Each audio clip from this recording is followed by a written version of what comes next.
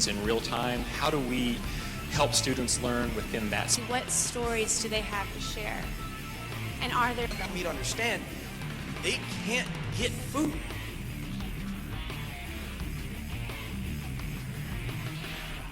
Fourthly, they need to foster a healthy disregard for the impossible. Have y'all ever realized some of the people have...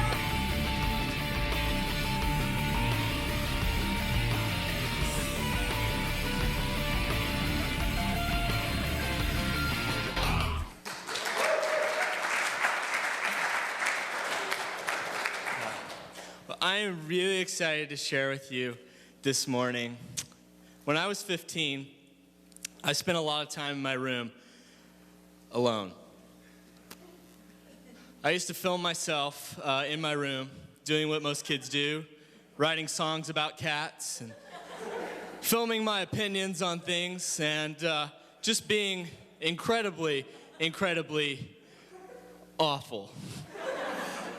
I was writing songs that nobody would hear, making movies that nobody saw, because thank goodness, YouTube did not exist yet. But there was one day when I was in my room, and I came to this idea that what if I stepped outside and I tried to do something? And I realized that I have it in me to do something important, but I don't know what. So I decided to find the first need that I had, and that was that my school was boring. I grew up in a really small town. My school had nothing to do, so I said, I'm going to set out to make my school awesome. I'm going to create the very first, I was thinking, college is fun, so I'm going to create the very first fraternity at my high school. My school needs a Greek system. So I set out to make the very first fraternity at my high school. But then I realized that fraternity means just dudes. So I set out to invite girls. And so I made the very first fraternity/sorority, or a sorority. And at my school, we had this giant sorority, and we had shirts printed up that said Brad Kappa Chad, because if you're going to do something, name it after yourself. Write that down. Just kidding. I wrote Brad Kappa Chad on the shirts. People were buying these shirts, and it was incredible to see my name on people's shirts. They're wearing them. I was like, I'm awesome. This is going great. We had a big meeting, and I told everybody, okay, we're selling these shirts. And everybody's like, yeah.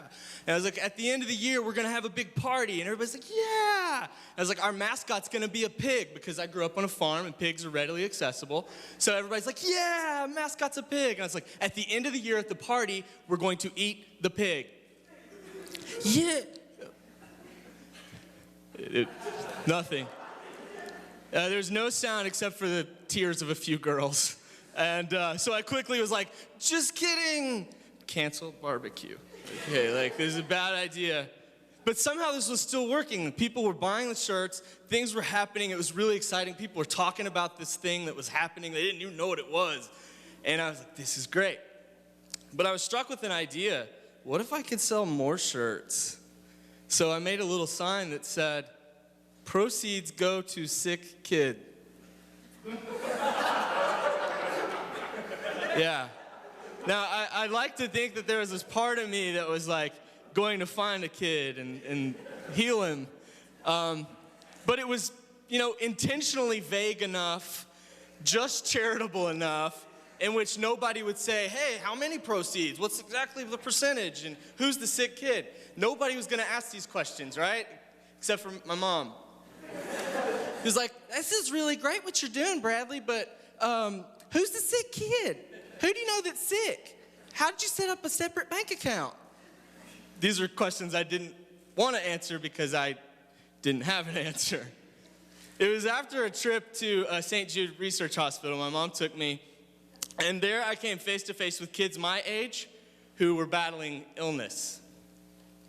And there I came face to face with kids my age who it could just as easily have been myself. I came face to face with my own selfishness and my own ignorance. And suddenly, sick kid had a face. Sick kid had a name. And I had a new mission. It was in that I was struck with an idea. What if you could combine compassion acts of compassion with creativity? What if I could take all of those things that I was doing, making these weird videos and writing songs and somehow making something good happen? But I didn't quite know what that looked like. But I knew that if you could do compassion plus creativity, something could happen. Something awesome. So I rewinded and set out on a mission and on a quest to find awesome. Now, awesome is a word we use a lot. We throw this word around a lot. We use the word awesome to define things like sunsets, or to describe things like Justin Bieber, or to say, yeah, okay, never mind. We use awesome to describe things like TED Talks. My TED Talk. That's right. But we were thinking, okay, if you could take creativity, partner with compassion, that would be the formula for awesome. So my friend Jonathan and I, years later, it was with that heart that we set out to start something. We found ourselves surrounded with incredibly creative people, designers, filmmakers, writers, musicians, these people who were beautifully amazing at creating beautiful art. And so we created something called Love in Stereo. Love in Stereo does creative projects for good. We said, let's take these people and connect them to great causes all over the world. There are needs all over the world. What if we could use creativity and match it with compassion? So for our first few projects, we set out and we designed some t-shirts and created some merchandise that was sold at events and on our website for our friend in Haiti. And all the proceeds actually went directly to an orphanage in Haiti where our friend works. We created an album that was also sold, and these were songs that went directly to Haiti. We partnered with several designers and created some projects that happened to help homeless teenagers in Portland, Oregon. We then, when Nashville was ravaged by the flood, there were several homeless men and women who were displaced. So we had a designer who created a shirt that was sold in a poster print, all of which went directly to help create homes and places for homeless. But one of the things that we were struck with is that as we set out on this journey to partner creativity with compassion, is that usually when somebody set out to do a promotional campaign or to ask for money, there's always a lot of sadness. And so we wanted to approach this very differently, to do this in fun, because our goal was to amplify good. We wanted to actually bring out the joy in giving and changing things. And so just an example of how we set out to do this a little differently, we did a project recently called Socktober. Now, Socktober was a viral campaign that we set up in which, via several videos and things online, I stated that I would graciously give away a pair of socks every week on the month of Socktober to one person. Yeah, I'm awesome. And so we stated this, and we built this community around it. There were all these people online who were saying, I want socks, and I love socks, and passionately talking about the socks they love. And then we flipped it, and we exposed them to a need that was happening right in our neighborhood. My friend Aaron works with the homeless in Little Rock, Arkansas. He has a van. He drives around in this van. He fills it up with supplies that homeless men and women would need. Basic human needs. He fills his van up and drives around until it's empty. Instead of standing there and waiting for people to come to him, he goes directly to them, and it's a beautiful work. He's changing lives. And we wanted to help him. It would have been easy to just slap up a few sad pictures of homeless men and women, play a Sarah McLachlan song like In the Arms of an Angel or something like that, and have people crying here, take my money. But our theory is that sadness is not the best motivator. So instead, we did something dumb, because that's what I'm good at. We created a rap song called How Can I Have Swag If I Ain't Got My Socks On? And here now is a clip of that song. We sold this with the proceeds all going directly to my friend Aaron in Little Rock.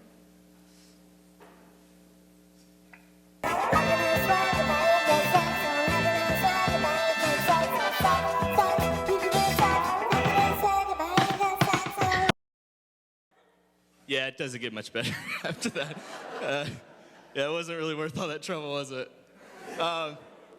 Yeah, well, we did this song, and I know it's ridiculous, but somehow it worked. What we found is that if we did something that creatively connected people to a need, then magic happened.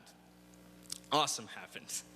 And as we were doing this and we set on this journey, we found that people enjoy giving, and they know that there's darkness, and they know that homelessness isn't funny. What they don't know is that there's people overcoming it.